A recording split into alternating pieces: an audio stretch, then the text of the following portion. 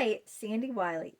Welcome to my mental health channel, where I wipe away the stigma of mental illness by talking about my own personal struggles, having borderline personality disorder, complex post-traumatic stress disorder, anxiety, panic attacks, depression. I talk about schizophrenia, bipolar, narcissism. I talk about all my unethical psychologists and therapies I've been in over the years. The psychologist that sexually exploited me and I had a 2-year affair with, and a plethora of other mental health related topics. But I only come on as a former patient of almost 20 years. I'm not a licensed therapist and I don't hold a degree in psychology, so I cannot diagnose you. All I ask in turn of you is your kindness and respect in the comments. If you're new to my channel, welcome. Please hit that subscribe button on the lower right hand corner there. You'll be notified every time a new video of mine comes on. It's 100% free, so stick around, take a chance, give it a thumbs up, share my videos on your social media platforms with your friends, your family, and let me know your thoughts, your opinions. They matter to me. Your struggles, they matter to me. I will always answer you back in the comments. And today's topic of discussion is how to simplify your life. Life is very messy. It's messy, it's complicated, it's tiresome, it's difficult, and let's make it as simple as possible. So I'm going to dive into the 6 steps we're going to use today that I'm going to share with you that have helped me. The first one is declutter. Now, I was a hoarder. I know many people are hoarders. They just like collect things and don't want to part with things because they have sentimental value to them, because they think, well, I might use this. Like, gee, I haven't worn this dress in like 10 years, but I haven't had any occasion to use it. Maybe someone might get married, or maybe there might be a graduation, or who knows, and I might need this dress, even though I have like 3 dozen dresses that I never wear. What about all these shoes?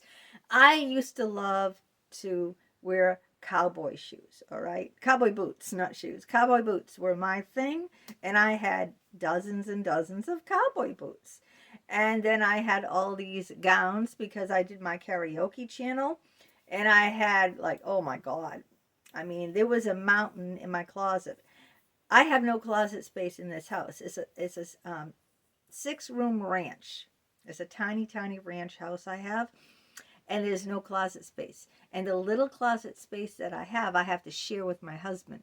And I mean, I had so much things that there was a mountain of clothes on the bottom piled up.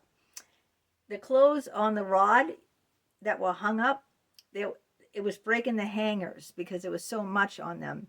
And the rod was bent, warped under the weight of all those clothes. And you know why decluttering is so important? Because I couldn't find anything, all right? If I wanted a certain pair of cowboy boots for an outfit I was wearing, okay, say like the zebra, I used to have them in all different things, colors, patterns. So I had these black and white zebra boots if I'm wearing black and white, but I couldn't find them. I said, I want those zebra boots because they look great with what I have on. But I had to dump everything out of my closet just to find the friggin' boots because my closet was so jammed. That complicates my life, all right? The clutter is so enormous that I'm wasting my time, all right? My blood pressure is rising. Like, where the frig are these zebra boots? I need to wear them, okay? Because they go with what I have on. I couldn't find them under the mountain of clothes and boots and shoes and pants and dresses.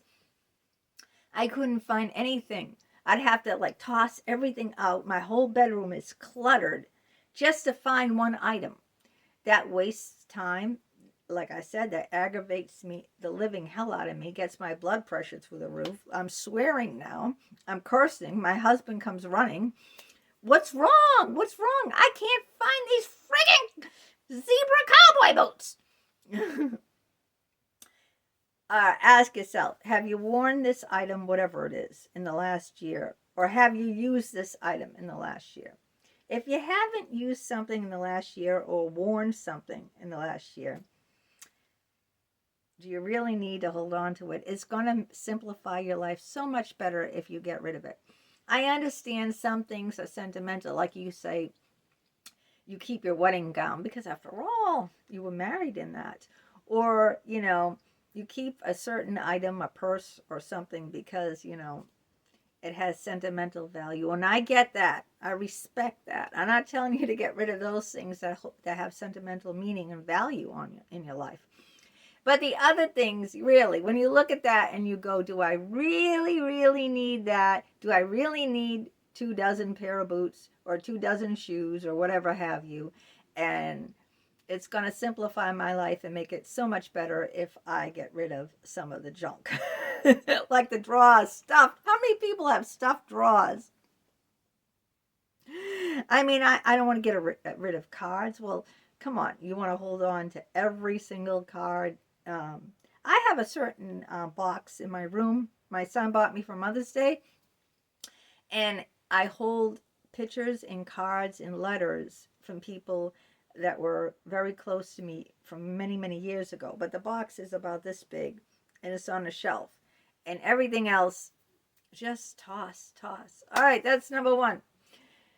Number 2, limit your multitasking, okay?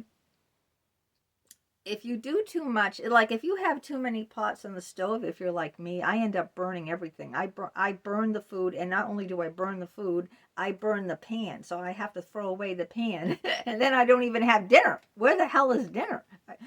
Because I got too much going on. First of all, I hate cooking, all right? Even if you like cooking, too many pots, like too many people in the kitchen can ruin it. So you gotta get rid of those things that you don't need to do. You gotta limit it so you have less distractions, because too many things going on at once will distract you. You won't know where you're at, especially as you get old, like 60 years old, like me, right? Well, I'll be 60 in July. When you get old, it's like, I can't juggle all these things, all right? I need to simplify, all right? What am I doing? I try to simplify it to, one thing at a time. Not be doing doing the laundry, cooking a meal, writing a book. I don't know. So multitasking, try to limit it. Try not to have too many things, too many pots on the stove at once, all right? So that you can just put your best effort into that one thing you're doing at that time. So limit your multitasking. That's number 2. Number 3, you have to set boundaries. You have to learn to say no, okay? And that's with people, toxic people, and things that are not benefiting you, that are hurting you. You need to say no. Is this person uplifting me, or are they dragging me down? If they're dragging you down, if you're tired, if you're anxious, if you dread seeing the person, you need to say they need to be out of your life. You need to block them, get rid of them. You need to say no, all right? If you can't get rid of them, then you need to set boundaries with them, all right? If it's your mother who's sick and you can't, you feel like,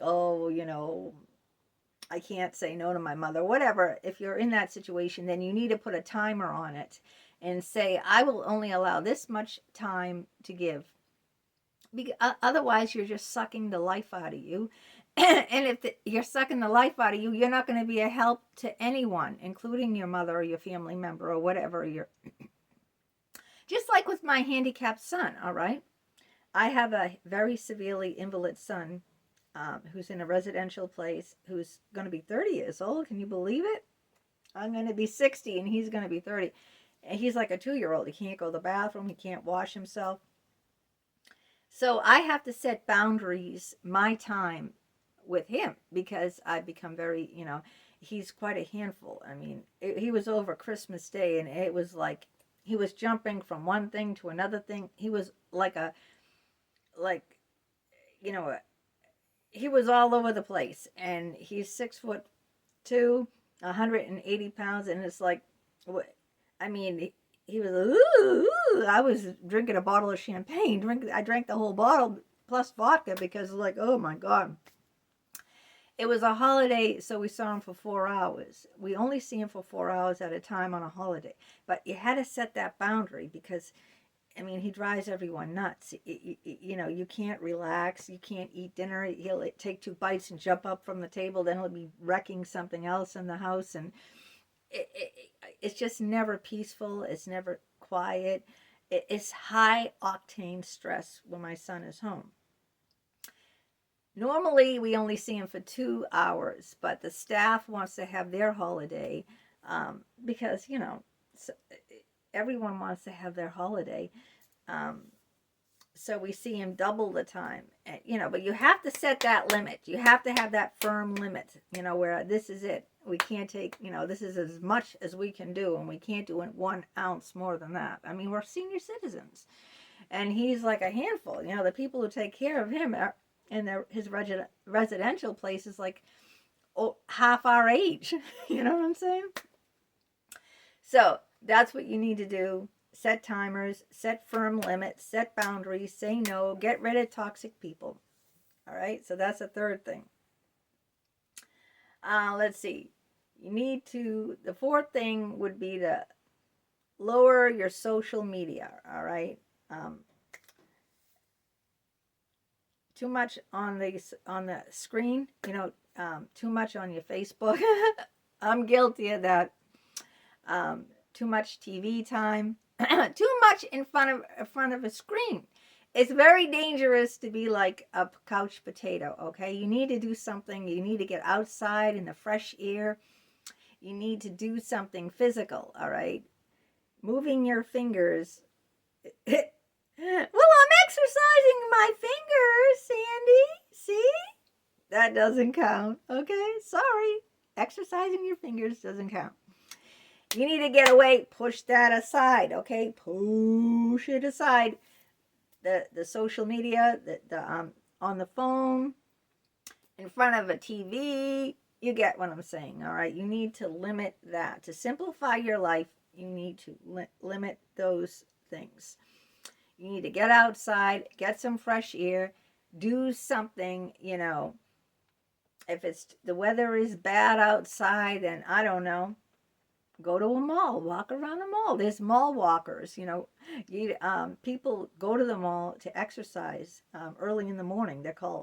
I used to work at a mall, and they would come in before the mall was open and just do laps around the mall. Just get out. I don't care what you do. Do whatever you want to do, but just get away from sitting down in front of your phone, your computer, your laptop, your TV. All right, limit that time on the social medias. That's all I'm saying. Just limit it. Get out and do something. Learn to play tennis, or what's it, pickleball now, or join a club where they have a swimming pool. Whatever. You see what I'm saying now. The next thing is that you need to get plenty of rest. Sleep is the most important thing. Make your bedroom a sanctuary. Make it an oasis. On the walls, make soft colors. Like, don't do it in red. Don't paint your bedroom red. Put candles, Put aromatic or scented oils, or humidifiers, or make it nice and peaceful. Make your bedroom a sanctuary. Like, do it in low, peaceful lilacs, lavenders, a nice big fluffy comforter, and big fluffy pillows, maybe stuffed animals, whatever it is that you like. Aromatic, candles, or scented oils, or those lights, lava lamps. Just make it like a sanctuary, so that at the end of the day, no TV, okay? Maybe you want to put some light, soft music, or have like a machine where it plays like the sounds of the ocean or of raindrops, nice and soothing.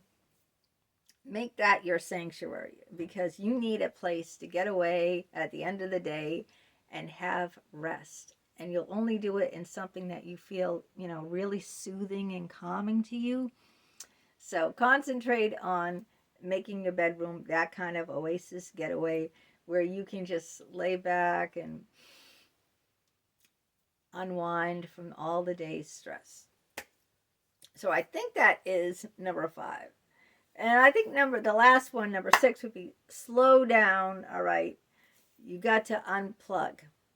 Everyone needs solitude. All right. Solitude. A time when you're alone, all by yourself, away from everyone and everything, away from devices, phones, people, projects, work, whatever. You need to have some solitude. Maybe you meditate. Maybe you do yoga. Maybe you just sit quietly. Maybe you listen to some music, whatever. Go for a walk. You need to get away and just be with yourself for even a short amount of time where you're unplugging, okay? You're unplugging. When you unplug a light, what happens? No light. When you unplug, the radio or TV, no sound. Unplug. So when you unplug, you shut off. That's what I'm telling people to do. You shut off for a while, all the noise, the outside noise, the outside people on the social media, in your daily life, whoever it is, someone aggravating the living hell out of you that you're living with, someone at work that's aggravating the living hell out of you that you have to see every day going to work or whatever. You just get away, If you have a dog, go walk. You have to walk the dog. Just go off and have some of that time to unplug and recharge your batteries, right? If you don't recharge the battery, what happens? The battery dies. True? Okay, you have to recharge that battery or the battery dies. And you're no different. You have to recharge or you're just going to, even if you're not physically dead, you're going to be like a walking zombie. Like that. So there you have it. Those are the steps. Oh, by the way, if I haven't told you, I think I forgot, the links to all of my books here. These are all the books I have written. I've written them about their memoirs on my life, about my borderline personality disorder, about my father's schizophrenia, about my unethical psychologist who I had sex with, poetry books. All the links to these books are down below in the description. They're all available on Amazon. So just to let you be aware of that. That's why I surround myself with all my published books. Now, please let me know if you have anything to add to this to simplify your life. Any suggestions? I'd love to hear them. Your thoughts, your opinions, let me know. Until next time, you have a great day. Take care. Bye-bye.